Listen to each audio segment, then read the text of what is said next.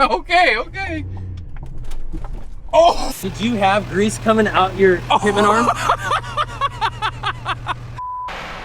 All right, guys, you told me that you wanted me to just turn up my torsion keys to get the truck level. I don't need to lift it, right? Well, right now, guess what we're doing? I'm following what you asked me to do. You said to just turn up the torsion keys and level the truck. Let's see what happens. So he's using the jack on the floor right now, but I'm willing to bet you can already probably see it. You can oh my goodness, that ain't good. That's not good. Just telling you guys, I'm gonna show you why this is a bad idea. This is a terrible idea, but we're gonna give you a solution though. Here at McGaughys, it's all about giving you options. We want you to have what you want in an affordable package. So stay tuned. If you wanna skip the lift kit right now, maybe you can't afford to drop the money right now, we're gonna give you guys another option, because it's all about having options, because I get it. Some guys just want that level truck look, and so we're gonna give it to you. All right, so obviously you're seeing that the keys are getting adjusted to where the truck's gonna be a taller ride height. And like I always say in all my videos, a factory GMC AT4X is 26 inches from the center hub to the fender lift, which we're gonna measure this one now. It's not on the ground yet. Okay, so the wheel spins, but I want to point something out. So we're gonna measure from here down to the center, and it is like 28.25 inches of ride height, of droop. Okay, so remember we were at 26 inches. Yeah. Okay, ride height. That means the truck only has suspension geometry, only has 2.25 inches of droop travel. Okay. Now this is what happens when you crank up the front end. You get the ride height, but you see this. It can't go down any further. Right. So this is full droop, meaning it's bound up, it's stopped. There's no more travel at this point. Yeah. We're gonna let this truck down and we're gonna measure it again. Okay. Mind you, technically, we would lower the truck down. We would move it front to back a few feet and let the front end settle. But just sake of this video and what we're doing and whatnot, we're gonna drop it down and we're gonna show you how tall it is. We'll once we move the truck, we'll measure it again just to show you. But I want to show you what happens. So stay right here. Okay. Because I want you to notice this truck's barely going to press down. That's the point of this. Oh my God, it didn't move. Okay. So. Okay. One more time. Okay. All right. Lip to the center. Okay, so it came down about a 1/2 inch. Okay. So that means this truck only can, when it hits any type of, we're not talking off-road, we're just talking going down the road at highway speeds, any type of divot, any type of like pothole, this tire and wheel can only, the suspension only can drop out 1/2 inch. That's it. But hold on, it looks good though, right? It looks good. Right. So now, That's it. technically, this truck is at its level stance now. So can you, okay, so answer the question. Can you level out an AT4X ZR2 Multimatic shock truck? Yes. But now let's talk about the downsides. Okay. So now the downside is you only have 1/2 inch of drip travel. So that's going to jeopardize ride quality right off the gate. Okay. And then your angles. Now look at your angles. Oh my gosh. Hey, look at that CBX. Let me get some light for you guys. Here, there you go. Oh my God. Look at that. Tie rod. okay, so let me get under here. I want to show you this. I want to talk about this. Okay, so here's your tie rod angle. Okay. And what people don't explain is that this is a center link that connects your idler and your pivot arm. Okay, that's a center link. Okay, and if you notice, there is an S-bend, a jog at the end. So what happens is when you're going down the road and this tie rod is at a more abusive angle, it's going to rotate this center link, which then and thus puts more stress on the idler and pivot arm joint and wears them out. And you also have feedback. So like a lot of guys were like, you know, hey, I got a lot of feedback on my steering. Can I put a steering stabilizer on it? And that just band-aids the actual truth of the problem. And the truth is that this angle is so abrupt, it's putting more twist action on the center link that it was never designed to do. Like that's not, like it just wasn't. And you have to have this jog to keep the Ackerman correct while you're steering left to right. That's the point of that jog, is to keep the Ackerman correct. So that's the downfall of that. And then if you wanna, we'll go out from underneath the truck, and I'm gonna show it, well, real quick here, if you can see that. Look at the tie rod angle. That's gonna wear out so much faster. It's just putting more abuse on it. Absolutely. And then your CV shafts are now at an angle, which is now gonna give it more rotating resistance on the CV cups. Yep. Okay, and so now let's get out from underneath the truck.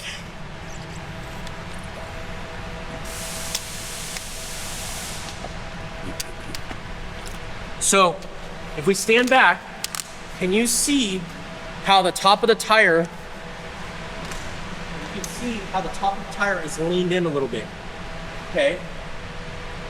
Now, Hopefully you guys see that. when the suspension goes up in ride height, the top A-arm sucks the top of the tire in, okay? Oh. So can you adjust that out?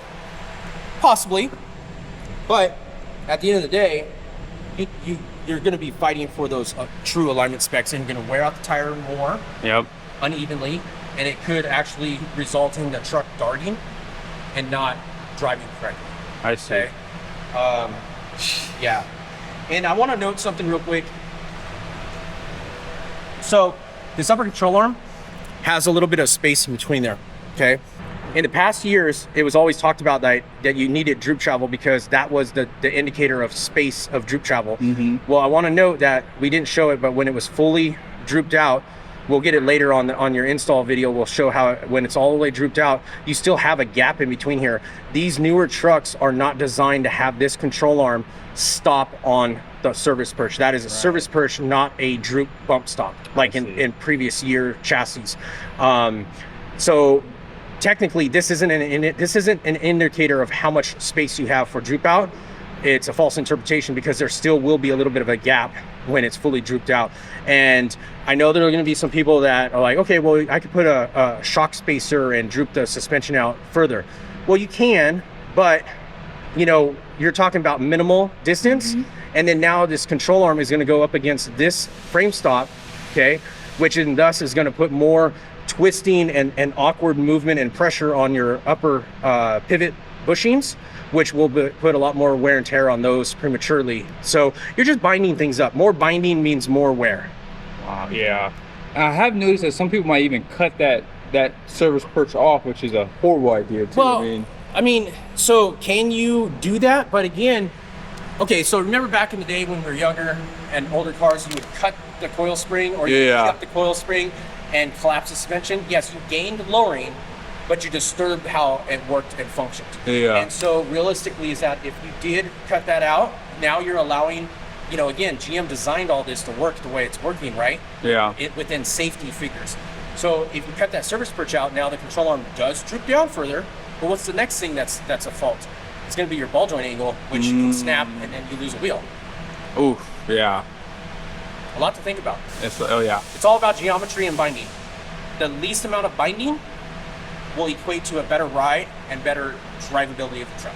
Yeah, well, let's do this. Let's go for a quick drive. Yeah.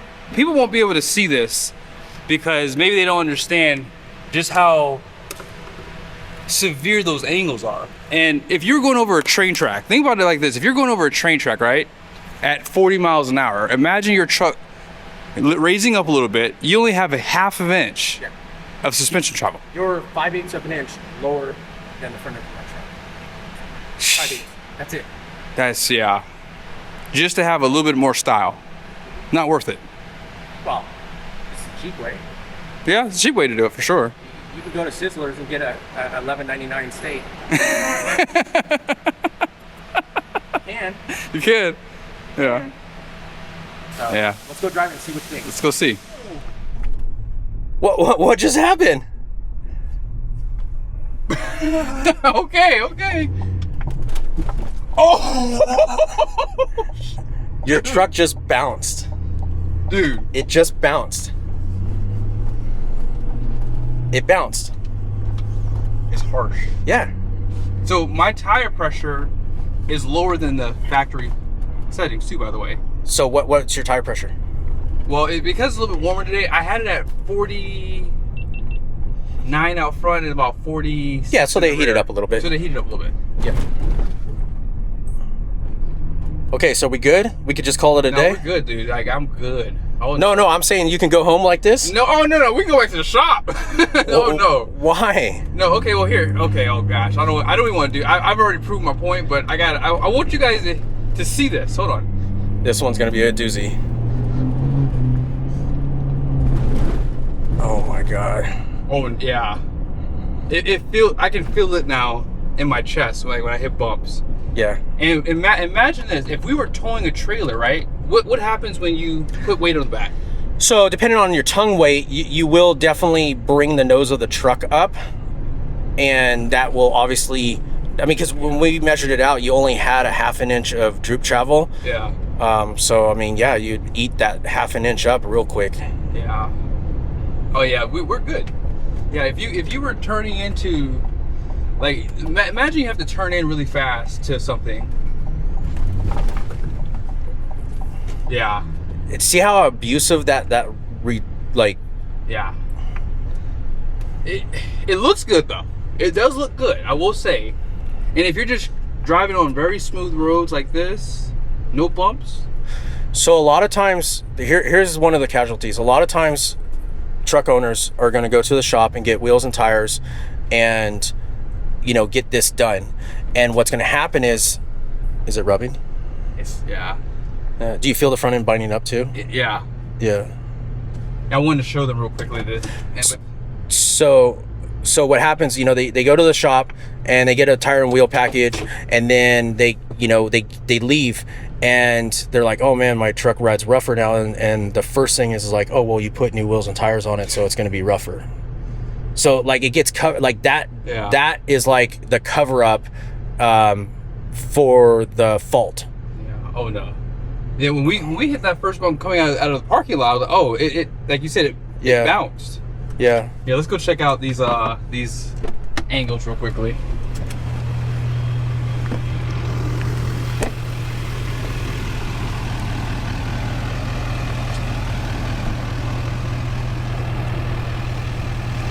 Remember, it looks good though. It does look good. You got the right height. Got the right height. But now you've done it at the expense of your suspension. I mean, look at that CV axle. Hey, you know what? Uh-huh. I hate to tell you, Uh-huh. but did you have grease coming out your pivot arm? Bro. Okay. Did you guys catch that? Look at that. Already. Yeah, I when I greased those probably 6 months ago. So right now, probably twisted up the boot enough to where it gave a little bit of a gap and then allowed it to come out. That's what it puked out. Yeah. We'll clean it up, but yeah. That's a perfect point right there. Already. There's a lot of perfect points. There's a lot of perfect points. Dude, like, we haven't even gone a half a mile down the street. Yeah. I hope you guys see that. Yeah, there's grease coming out of the pitman arm, guys. And that's because, like I said earlier, the reason is because the tie rod is at such an abrupt angle, it's twisting on that center link now. And because it's twisting up on that center link, the boot is not laying flat anymore. And so more than likely it just twisted enough to where it created a little bit of gap and it puked out. That's what it is. It's not like you broke it, but it didn't do that before because it didn't have as much force twisting the center link because the truck wasn't cranked up as much. I see. But we only went a half mile down the street. So yeah, but you jumped it over the railroad tracks. It wasn't your fault. I thought we did a kickflip off the freaking river. Well, I mean, I wanted to show people, hey, like this is real world scenario. Sometimes you might hit a pothole, and you don't have time to react. So that's what's going to happen. Yeah, I just have to say, like, I've been working on these trucks for so many years. This isn't Kool-Aid. Yeah. This is straight up stuff that you can go out, you can get a floor jack and measuring tape. You can measure all this stuff yourself. You can do exactly this yourself. Yep. And try it. It's not hard for you to find this information for yourself. Yeah, I'm glad we met, dude. Yeah. Cause yeah, this would have been a problem. Yeah, this is insane. And one more time, look at these angles. I'm gonna show you guys Nick's truck. Man, there's more grease coming out. That pitman arm is struggling right now. I can already see what's going to happen. Your comments, there's going to be a couple people like, oh, you should just straight axle your truck. No, you don't need a straight axle. You just need to build it correctly and alleviate all the angle situation that's hindering the front end of the truck. IFS trucks are good. You just got to do them correctly. Yeah. Well, I mean, that's still spending more money. Just lift the truck. I mean, like, this is why I keep telling you guys, you can't just turn up the torsion keys on the AT4X and ZR2. You have to lift the truck.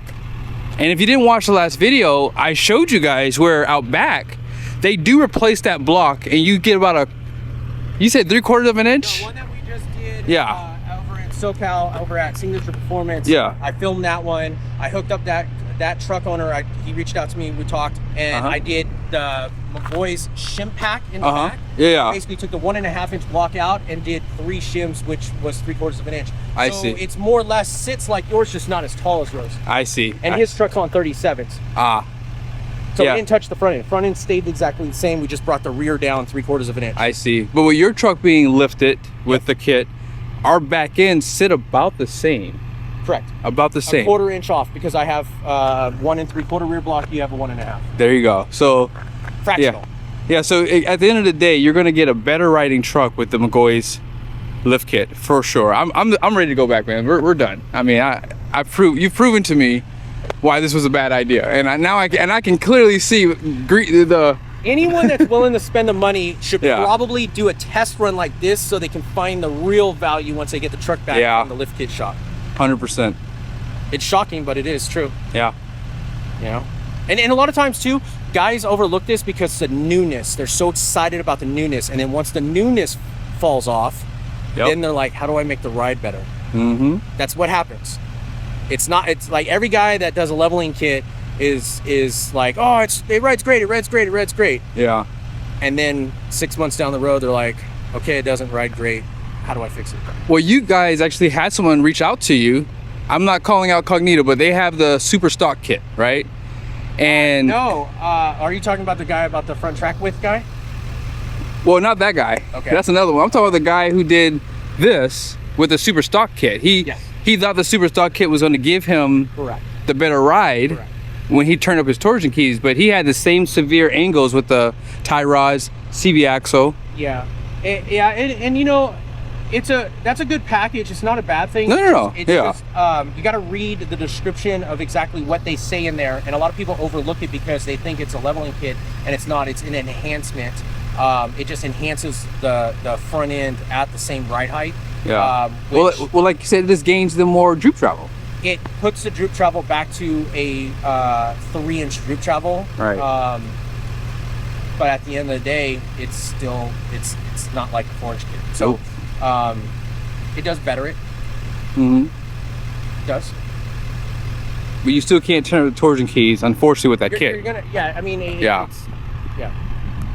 All right, let's go. I'm sold, dude. Like, where do I sign? Can I buy 2 kits? What's gonna happen is after we go and do this and we get your truck on the rack, then we'll go for a ride and I'll let you drive my truck. Okay. Oh yeah. Because honestly, if you wait until tomorrow, it's gonna be a lot for you to suck in, like absorb. It's better that you just jump in the truck now, after doing this, and then see exactly what you get, if that makes sense. Let's do that. Okay. Cool.